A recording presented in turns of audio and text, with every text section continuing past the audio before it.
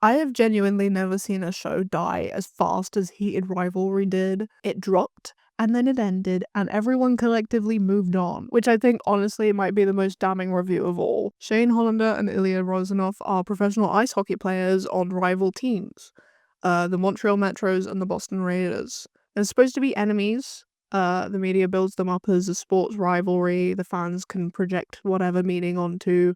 Privately, they start sleeping together, and it's casual at first, and then intermittent, and then stretched across years as their careers unfold in parallel. It's a good premise. Repressed masculinity, public performance versus private desire, sports culture, fame, rivalry turning into intimacy. So, how did we end up with this? I haven't read the book, and at this point, I don't think I ever will. It sounds shit. But the show itself feels so dry. What we got was something hovering so close to softcore porn, without any of the heat that would actually justify it. It's almost impressive how bland it is.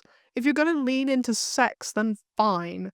But, like, make it charged, make it specific, make it mean something. Heated Rivalry somehow manages to be explicit and boring, which is not the combo that you want. There's technically a rivalry here, but it is like paper thin. These men are meant to be public enemies, but nothing in their actual interactions sells that tension. The show tells us that they're rivals, constantly through commentary and media clips and framing, but it never makes us feel that way. Their relationship doesn't feel dangerous or forbidden or volatile.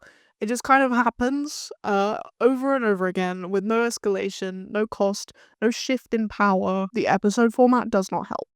6 episodes, which are like only 40 minutes each, and somehow it still feels rushed and empty at the same time. There are plenty of limited series which do real character work in that, but like they manage to make it work. Under the Banner of Heaven, a season 1 of Peacemaker, Andor, the beginnings of Night of the Seven Kingdoms are also promising. But here it just isn't happening. I truly did not care what happened to either of them.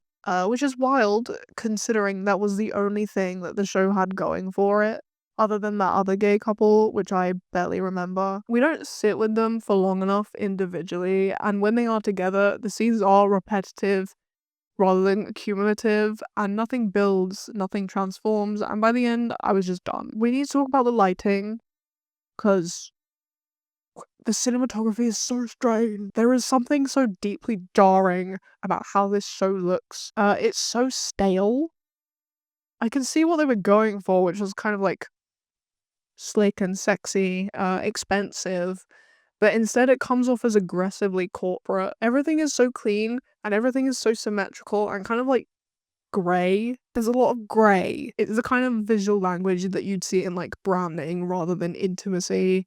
The camera never feels like curious about these characters, and it observes them from a distance. Like, it's afraid of getting too close, which is wild given how naked they are sometimes. I didn't want to see most of it.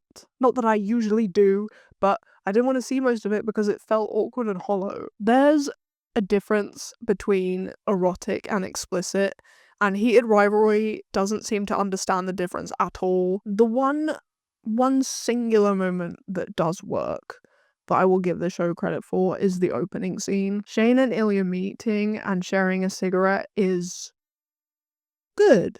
It's restrained and it's quiet, and there's a sense of like possibility there with their characters. The scene understands tone in a way that the rest of the series just like never quite manages again. It sets something up that the show then immediately refuses to follow through on, and then after that everything flattens. There's also this persistent rumor, which I think was confirmed, that Heated Rivalry was this like Stucky fanfic, which I'm not 100% sure, but I will say this.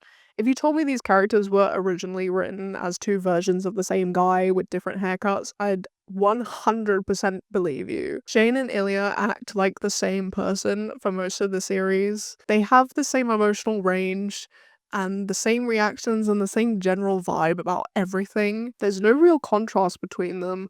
There's no ideological difference and there's no clash of values. There's no imbalance that might create fiction, which is so baffling. It's a weird choice for a show literally called Heated Rivalry. Rivalry implies opposition. There's difference. There should be difference. Instead, the show smooths everything down until it's frictionless, and frictionless TV is dead TV. This is where I start sounding dramatic, but I think watching Heated Rivalry felt like watching the death of TV. It's not the worst show ever made. That title is reserved for another life. It's emblematic of a bigger problem, I think. It's the kind of content that exists to be consumed quickly and talked about briefly and then just forgotten forever. It feels algorithmic and safe despite it just being a lot of gay sex, and it's designed not to offend or challenge or linger on anything. And it's so frustrating when it comes to queer TV because there are so many better gay shows out there. There are shows that take risks and understand character, and shows that trust their audience to sit with like whatever discomfort that comes from that kind of show. And yet this is what gets a platform. What? There's gonna be a season 2. What the fuck? I don't understand who this is for. If you want romance, it's undercooked. If you want rivalry, it's non-existent. And if you want eroticism, it's so sterile. If you want character-driven drama, there's almost nothing here to hold on to. I think the most generous reading of Heated Rivalry is that it's afraid of alienating people because it's gay sex, and not everyone wants to watch sex. It's afraid of letting its characters be unlikable or mean or like genuinely conflicted ever. So it settles for something bland and inoffensive and marketable. I think the shows that stick, the ones that people talk about for forever, for years, are the ones that commit to risk. They pick a lane and they drive it into a wall if they have to. Heated Rivalry never commits to anything beyond its own premise, and even then it seems unsure whether it actually believes in it. I think that's why it disappeared so quickly. Although I wasn't expecting much from a TikTok romance book with a cover like that.